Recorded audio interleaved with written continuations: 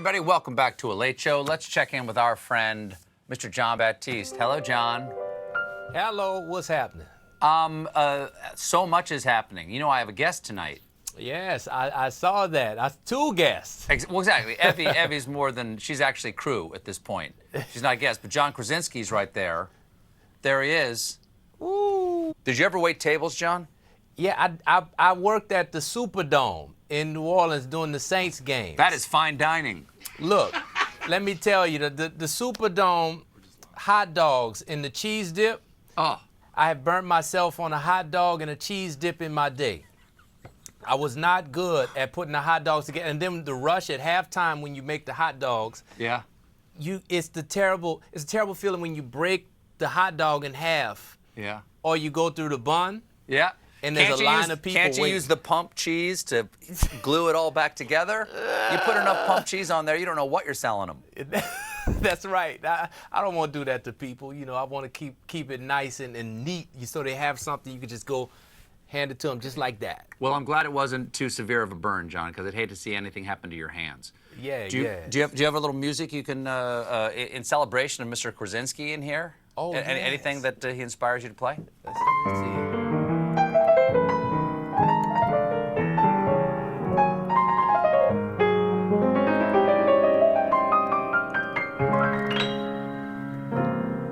That sounds like him to me. John Baptiste, everybody. Thank you, John. Yes, indeed. You know, folks, I spent a lot of time assembling the day's most topical snakewood, ebony, and tortoiseshell horn, hand-carving it with the most current ivory arabesques and inlaid marqueterie. Then hand-stitching the day's most important news velvet to fashion for you the Louis Couture's four-poster canopy bed that is my monologue. But sometimes, folks, I steal the rotting wooden pallets from behind a Costco, glue the boards together with some Elmer's and duct tape, steal the cushions out of my neighbor's fishing boat, slap it all together to make the hobo futon of news that is my segment.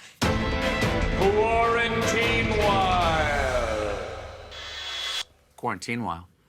Angelina Jolie went viral today with this Instagram video of herself covered in bees to raise awareness of World Bee Day. Or, on the bee calendar, perhaps it's World Angelina Jolie Day. Either way, it has raised my awareness that I do not wish to be covered with bees.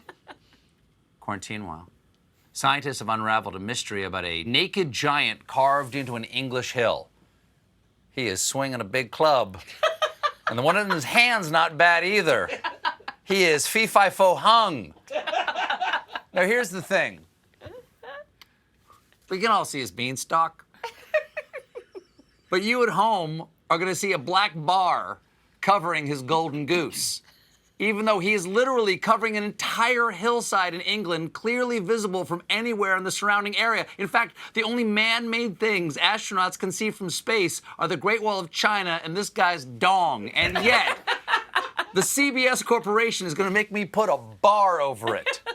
Until now, researchers believe the Romans made him 2,000 years ago, while others thought it was designed to mock the 17th century Lord Protector of England, Oliver Cromwell. Maybe not the best way to make fun of someone.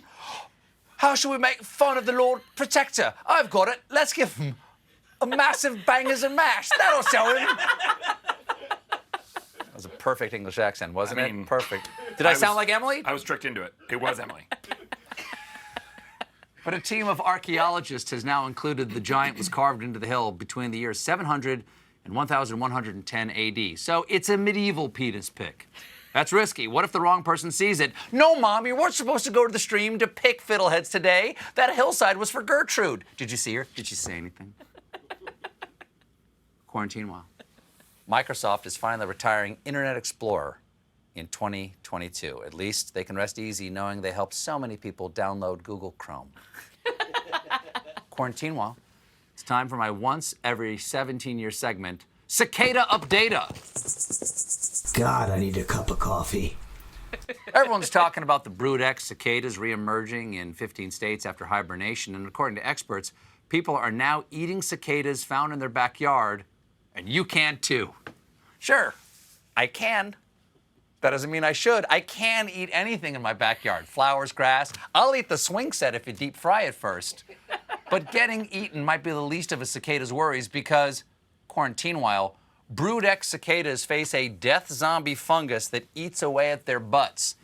Which raises the obvious question, when do you tell new romantic partners that you have a death zombie fungus eating your butt? I'm gonna say first date since, you know, the clock's ticking on your butt. Now, I first told you about this unbelievably disgusting story back in August, but there are new details which are even more unbelievingly disgustinger, which brings us to our cicada updata. Ouch! My butt! His voice really changed between those two. Apparently, if infected, the Massospora fungus eats away at the cicada's butt, which wears away like an eraser on a pencil. Can I get some of the fungus? Because after 15 months in lockdown, I've got some spare ass I wouldn't mind erasing. Bonus, the fungus pushes their mating into hyperdrive. Then, as the cicada's wings beat, they propel into the air spores that look like salt as they rain down, turning them into what researchers now call sex-crazed salt shakers of death. Okay, now they're just throwing magnetic poetry at a fridge. And get this, the fungus also contains chemicals like the ones found in hallucinogenic mushrooms. So remember, if you're going to eat a cicada, you want to make sure to swallow it about 45 minutes before heading to the planetarium for Laser Floyd. We'll be right back with John Krasinski, that guy.